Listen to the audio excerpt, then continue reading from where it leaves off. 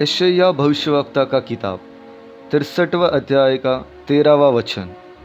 जो उनको गहरे समुद्र में से ले चला, जैसे घोड़े को जंगल में, वैसे ही उनको भी ठोकर न लगी, वह कहा है। इस आशीषित वचन के आधार पर गहराई के अवस्था में से चलाने वाला परमेश्वर, इस विषय पर मनन करते हैं और उसके लिए हम एक साथ परमेश्वर पर आश्रय रखते हैं। गहरे अवस्था से चलाने वाला परमेश्वर, यह खास वचन पुराने समयों में परमेश्वर की जनता को मिस्र से मूसा के नेतृत्व में छुड़ाकर बाहर ले आकर लाल सागर को दो भागों में बांटकर सूखे जमीन से चलाने वाले घटना के साथ संबंध रखता है। यह हमें स्मरण करना चाहिए। इस 21वीं सदी के 21वें साल के 10वें महीने के पहले दिनों में हम पहुँचे हैं। हमारे पिछले दिनों को देखकर परमेश्वर ने हमें किस प्रकार चलाया है, ये ग्रहण करने से हमारे विश्वास की बढ़ोतरी का कारण होगा। हो सकता है मुझे सुनने वाले कई लोग लाल सागर के समान संकट के सामने खड़े हैं, लेकिन मुझे सुनने वाले कुछ लोग लाल सागर के समान बड़े परेशानी और संकट के बीच में फंसकर मेरे पाँव टोककर लगकर गिर सकता है, या समुंदर मुझे डुबा सकता है, यह लहरें बर्बाद कर सकता है, या फिर दुश्मन पीछे से आकर निगल सकता है।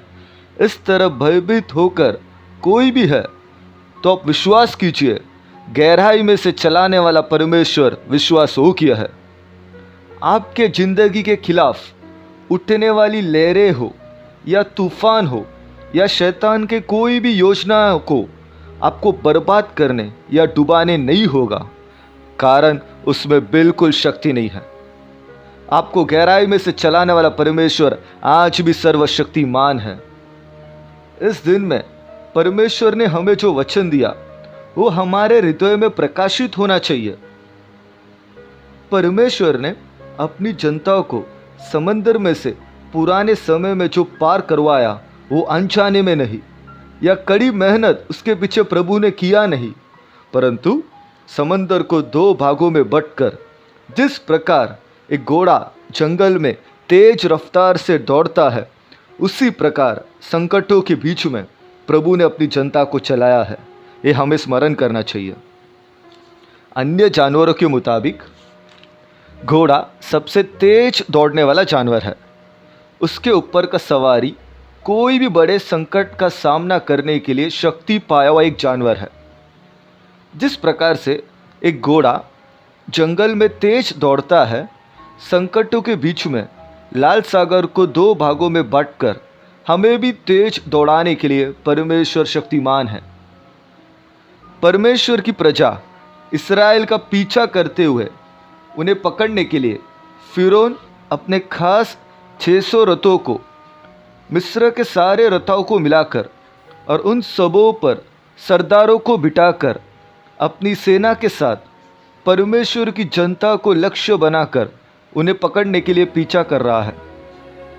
समंदर के किनारे छावनी बनाए हुए 20 लाख के करीब लोग पीछे आने वाली मिस्र के फरौन और उसकी बेड़ी सेना को, आगे के लाल सागर को देखकर इस्राएली अत्यंत डर गए और अविश्वास करते हुए परमेश्वर के विरोध में बुड़बुड़ाने लगे। लेकिन परमेश्वर मूसा के द्वारा अपनी जनता का विश्वास दृढ़ करते हुए कह रहे हैं, डरो मत, खड़े खड़े वह उद्धार का काम देखो जो यहोवा आज तुम्हारे लिए करेगा। और मूसा से परमेश्वर ने कहा, आगे बढ़ने के लिए इस्राएली जनता को आज्ञा दे। आज दिन में लाल सागर समान परेशानी का सामना करने वाले हमारे सामने दो विकल्प है। पहला, परमेश्वर पर अविश्वास करते हुए, बुड़बुड़ाते हुए दुश्मनों के सामने हार मानकर घुटना टेकिए, या फिर पवित्र आत्मा का आदेश और वचन सुनकर पीछा करने वाली दुश्मनों की सेना को नज़रअंदाज करते हुए परमेश्वर का ही आवाज़ सुनकर आगे जो लाल सागर है उसकी ओर धीरज के साथ बढ़े। इस दिन में यह संदेश सुनने वाले आपको पवित्र आत्मा का यही वाणी है, आगे बढ़िए।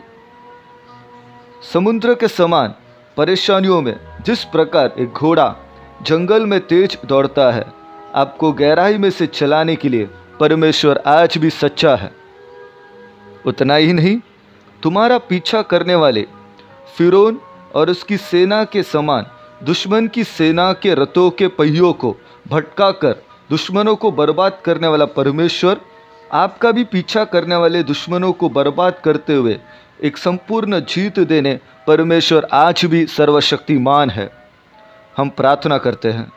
हे स्वर्गीय पिता, संकटों के बीच में अविश्वास और बुड़बुड़ाना आया है, आप हमें क्षमा कीजिए।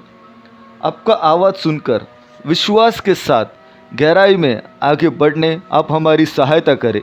इसलिए आप हमें सुरक्षित स्थानों में पहुंचाने सर्वशक्तिमान हो, हम विश्वास करते हैं।